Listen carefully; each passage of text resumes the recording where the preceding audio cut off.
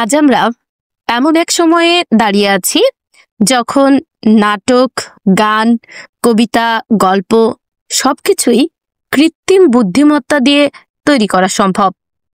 একটি নির্দেশনা দিলেই এআই মুহূর্তে লিখে দিচ্ছে গান, সাজিয়ে দিচ্ছে নাটকের দৃশ্য, এমনকি মানুষের মতো কণ্ঠে গানও গাইছে। প্রশ্নটা এখানেই, এআই যদি সবকিছুই করে দিতে পারে, তাহলে মানুষের সৃজনশীলতা, আমাদের পারফর্মিং আর্টের মূল্য কোথায়? অভিনয়, সঙ্গীত বা সাহিত্য কি তবে মানুষের হাত থেকে হারিয়ে যাবে? এই ভয় খুব স্বাভাবিক। প্রযুক্তির প্রতিটি যুগান্তকারী পরিবর্তনেই মানুষ প্রথমে ভীত হয়েছে। ক্যামেরা আবিষ্কার হলে অনেকে ভেবেছিলেন চিত্রকলা শেষ। কম্পিউটার এলে মনে হয়েছিল লেখকদের কাজ কমে যাবে। কিন্তু ইতিহাস প্রমাণ করে মানুষের শিল্প কখনো মরে না, শুধু তার উপায় বদলায়। এআইও তার ব্যতিক্রম নয়। এআই আসলে মানুষের সৃষ্ট কাজকে বিশ্লেষণ করে প্যাটার্ন শিখে নেয়। তাই এটি লিখতে পারে, গাইতে পারে, আঁকতে পারে, কিন্তু এআই অনুভব করতে পারে না। মানুষের জীবনের যে বেদনা, সুখ, সন্দেহ, প্রেম, ক্ষোভ, এসব অভিজ্ঞতা এআই এর নেই।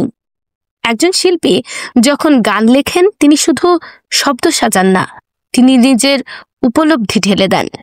একজন অভিনেতা যখন চরিত্রে ঢুকে যান, তার চোখের গভীর থেকে যে কষ্ট বা আনন্দ বেরিয়ে আসে, সেটি কেবল মানুষের নিজের অনুভব করা জীবন থেকেই আসে।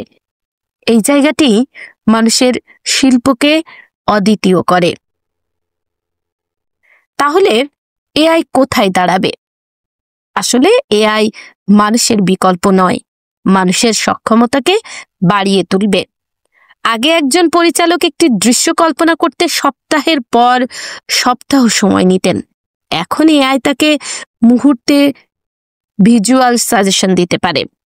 একজন গীতিকার বা লেখক এআই এর সাহায্যে দ্রুত সুর বা ছন্দের কাঠামো বুঝে নিতে পারেন।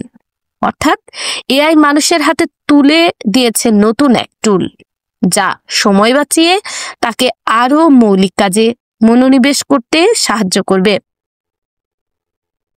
পারফর্মিং আর্টের জায়গাটিও বদলে যাচ্ছে। মানুষ সবসময় মানুষকে দেখতে চায়। লাইভ পারফরমেন্সের শক্তি এআই কোনোদিন ধরতে পারবে না।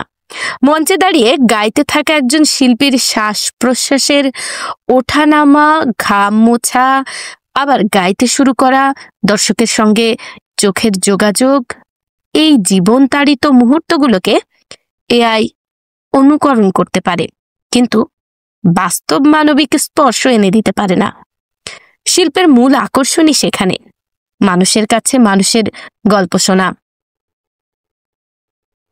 আগামী দিনের পৃথিবীতে সৃজনশীল মানুষের গুরুত্ব কমবে না, বরং আরো বাড়বে। কারণ কৃত্রিম শিল্প বাড়ার সঙ্গে সঙ্গে আসল আর নকলের পার্থক্য আরো স্পষ্ট হবে। মানুষ আরো বেশি খুঁজবে মানবিক গল্প, ব্যক্তিগত অভিজ্ঞতা, মৌলিকতার ছাপ।